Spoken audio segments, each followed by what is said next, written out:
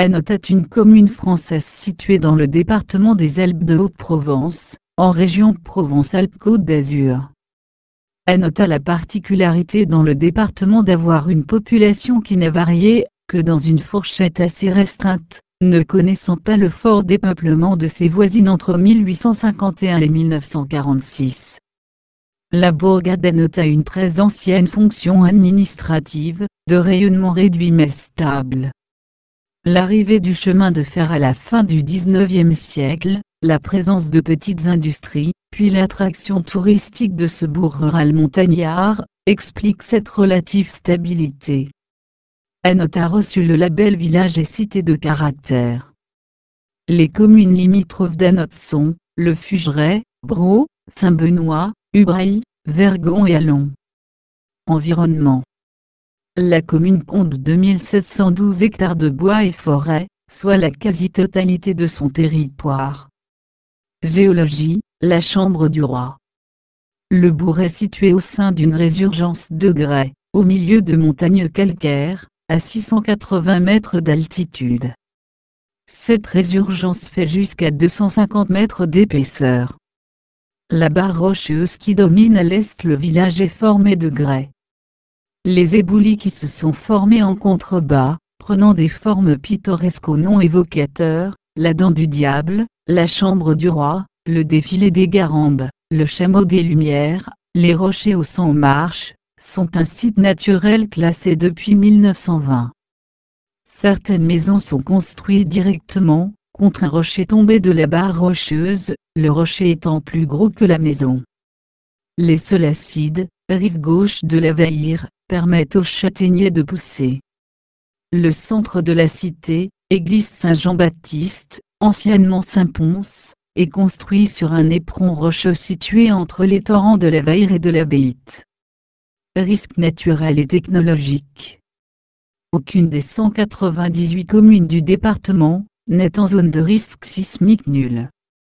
Le canton d'Anote est en zone 1B, risque faible, selon la classification déterministe de 1991, basée sur les séismes historiques, et en zone 4, risque moyen, selon la classification probabiliste EC8, de 2011.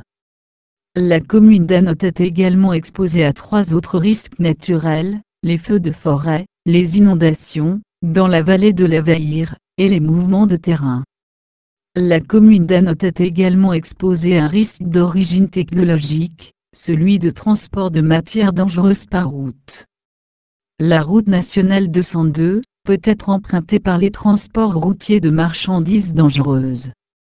Le plan de prévention des risques naturels prévisibles, PPR, de la commune a été approuvé en 1990 pour les risques d'inondation, de mouvements de terrain et de séisme, mais un nouveau a été demandé en 2003, et le dit crime existe depuis 2011. La commune a été l'objet de plusieurs arrêtés de catastrophes naturelles visant les conséquences d'inondations, et de coulées de boue en 1994. Le tremblement de terre le plus puissamment ressenti dans la commune, est celui du 17 février 1947, dont l'épicentre est situé dans le Piémont. Toponymie. La localité apparaît pour la première fois dans les chartes en 1042, sous la forme Anote, lorsque son seigneur Hermerin d'Anote en fait don à l'abbaye Saint-Victor de Marseille. Le nom vient peut-être du gaulois Anna, augmenté du suffixe latin autum, et désignerait un petit marais. Charles Rostin pense que le nom Anna désignerait lui une ville plus ancienne, qui aurait précédé la ville haute appelée par référence à celle-ci Sigumana. Selon Daniel Siri, le nom Sigumana, cité dans le même document qu'Anote, désigne le territoire plus qu'un lieu ou un village précis, et ce nom de territoire est probablement tiré du nom du peuple pré-romain qui occupait la vallée. La commune se nomme Anno en provençal. Le nom du hameau de Rouen vient du nom romain Rugiu suivi du suffixe an indiquant le domaine de Rugiu. Histoire, Antiquité. Le nom du peuple installé dans la vallée à l'arrivée des Romains n'est pas certain, mais il peut s'agir des Nometurii. Un oppidum était occupé au lieu-dit de vers la ville. Moyen Âge. Vieux village. Le village original se situait probablement au milieu des grèdes d'Anote, les maisons étaient en majorité en bois, des emplacements de poutres sont visibles contre les rochers, les habitations y étaient adossées, et à l'étage. Le chemin dit de vers la ville, menant à une chapelle, en est certainement un ancien témoignage attestant de son existence passée. Sur ce chemin se trouve un grand rocher de grès, le rocher aux 100 marches, sur lequel est sculpté un escalier. Autour du rocher sommital on peut voir des trous creusés pour y accueillir des poutres de bois. Par la suite le village fut édifié entre les torrents de la Vaïre et de la Béite, et fortifié en 1042, autour de l'église Saint-Pons. Le seigneur était l'abbaye Saint-Victor de Marseille, qui reçut de très nombreux dons. Elle partagea certains droits avec l'ordre du Temple. Après la dissolution de l'ordre du Temple, ses biens au Fugeret et à Note passèrent à l'abbaye Saint-Pons de Nice. La seigneurie passe ensuite au comte de Provence.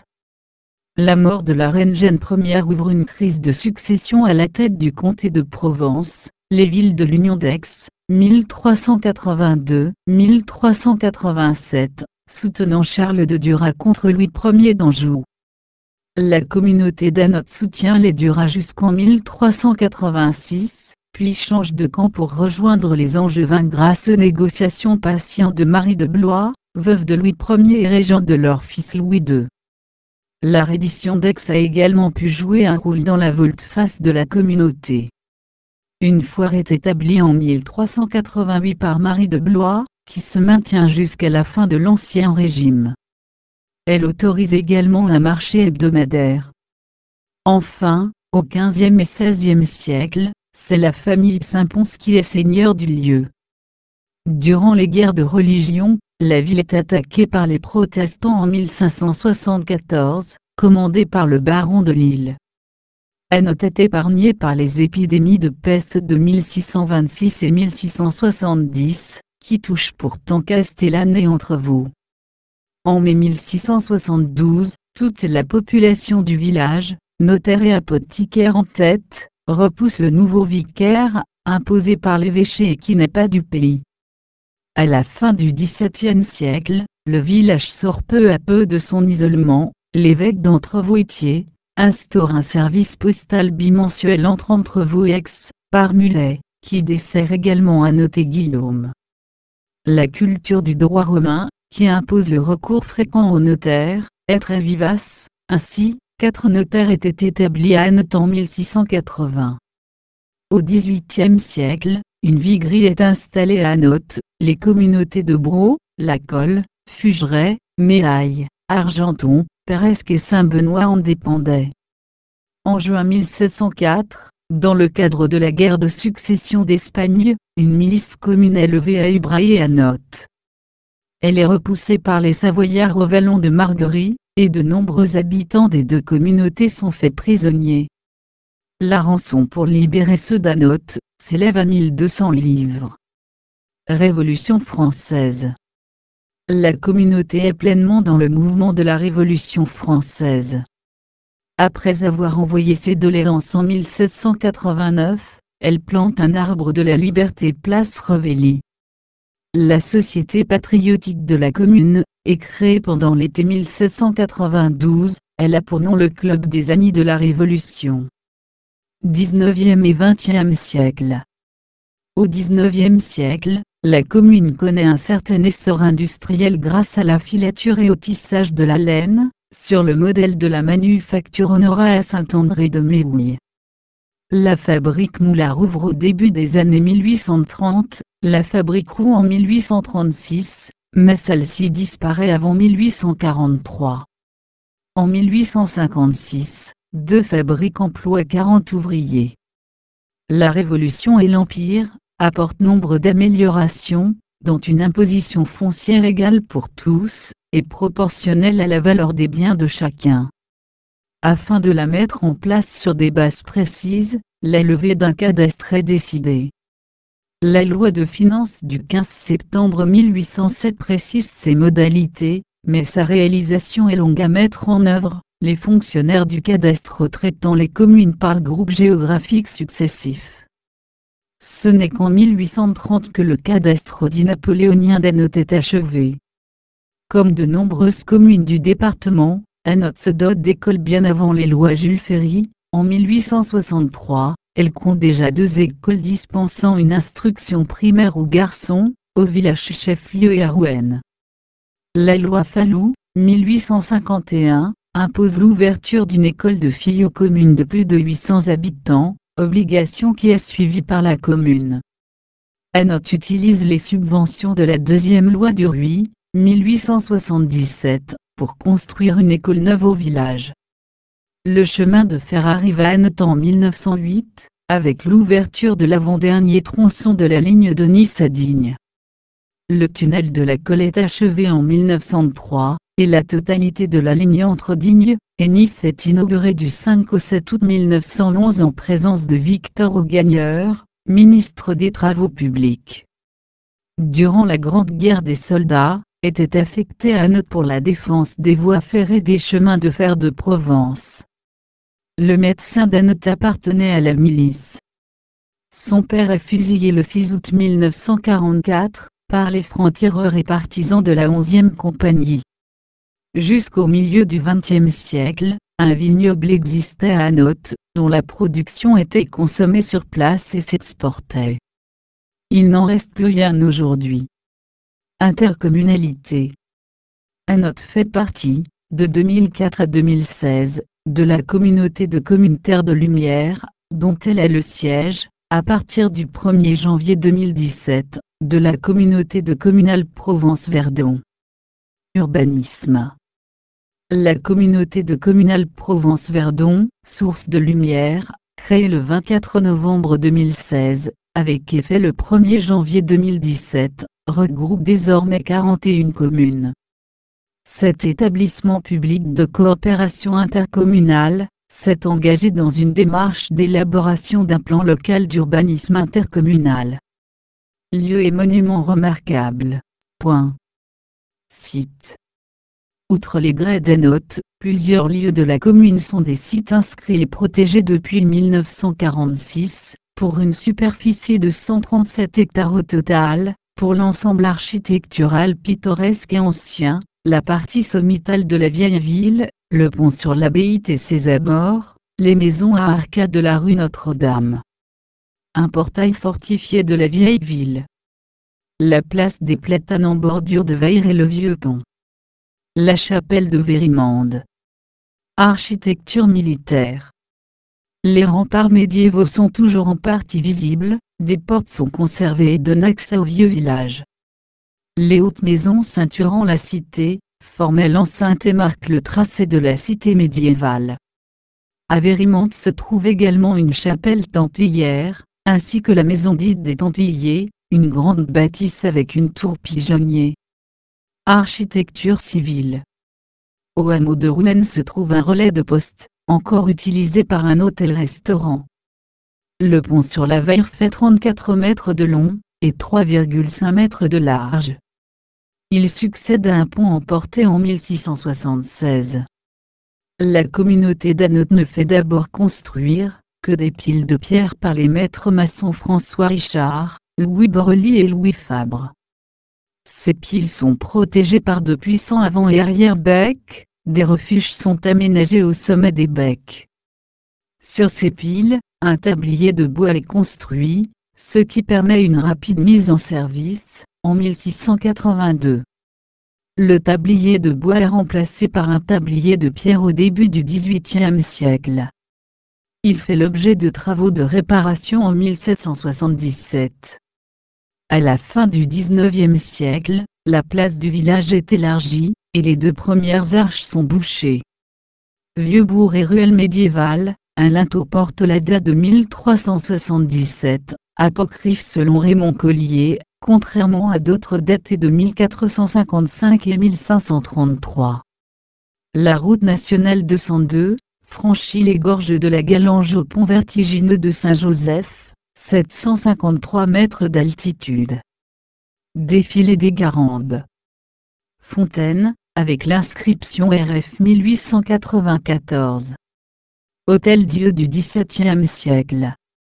hôtel de ville du XVIIe siècle. Site naturel. Les grès d'Hainaut désignent le chaos de blocs de grès disséminés sur près de 40 km² aux alentours du village. Ces blocs rocheux ont été formés par la désagrégation des falaises de grès sous l'action de l'érosion, et leur glissement progressif en contrebas sur un terrain de marne où pousse une forêt. C'est un site de promenade, connu notamment par la légende de la Chambre du Roi. Le site est connu nationalement par les grimpeurs, qui y pratiquent principalement l'escalade de blocs. Art religieux. L'église paroissiale Saint-Jean-Baptiste, peut-être ancienne église Saint-Poncet dans le Vieux-Bourg. D'abord simple prieuré, elle prend la fonction d'église paroissiale au moment de la constitution du castrum, fin XIIe siècle. Elle est construite avec une abside semi-circulaire, à voûte semi-circulaire, qui est avec la seule partie restée entièrement romane de l'église. Elle est prolongée par une tour hémisphérique. Un bas-côté a été ajouté ou reconstruit au XVe ou au XVIe, dans le style gothique. La nef a dû être reconstruite au XVIIe siècle. Parmi le mobilier, on fait l'objet d'un classement ou d'une inscription à l'inventaire au titre des monuments historiques, une statue de Saint-Dominique, du XVIIe siècle. Une statue de Sainte Rose de Lima, de la même époque. Les cloches sont de 1571 et 1653. La chapelle Notre-Dame de Vers-la-Ville, qui a fait l'objet d'une inscription à l'inventaire au titre des monuments historiques, date de la fin du XIIe et du début du XIIIe siècle, et a été construite sur une petite plateforme devant un éboulis de grès. Probablement installée au centre d'un domaine carolingien, elle a servi d'église paroissiale jusqu'à la fin du XIIe siècle. Un ex-voto peint date du XVIIIe siècle, classé. Le tableau de l'Annonciation, classé en tant qu'objet monument historique, a été peint en 1656, par Jean-André Né à Hainaut vers 1620. Deux statuettes d'anges sérophéraires, porteurs de cierges, du XVIIIe siècle, dont le porte-flambeau est en forme de corne, sont inscrites. Chapelle de Vérimande. La chapelle Notre-Dame de Vérimande, rive droite, site inscrit, existait avant le XIIIe siècle. Elle est ensuite vraisemblablement reconstruite dans la deuxième moitié du XVIIe siècle, puis restaurée de façon importante mi-XVIIIe et encore fin XIXe. Elle possède un auvent, et des lunettes au-dessus des baies. Elle est ornée de tableaux, une Vierge à l'Enfant avec les Saint-Martin et Pont classés monuments historiques au titre objet. Un autre représentant les Saints Prosper, Fortuna, Innocent et Sécure, également classé. La cloche est de 1652. Près de la route nationale 208, se trouve une croix couverte, ou oratoire, qui est classée monument historique. L'église Saint-Pierre aux Liens, XVIIe siècle, de Rouen a été église paroissiale. Voir aussi les chapelles, des pénitents blancs et Sainte-Anne à Rouen.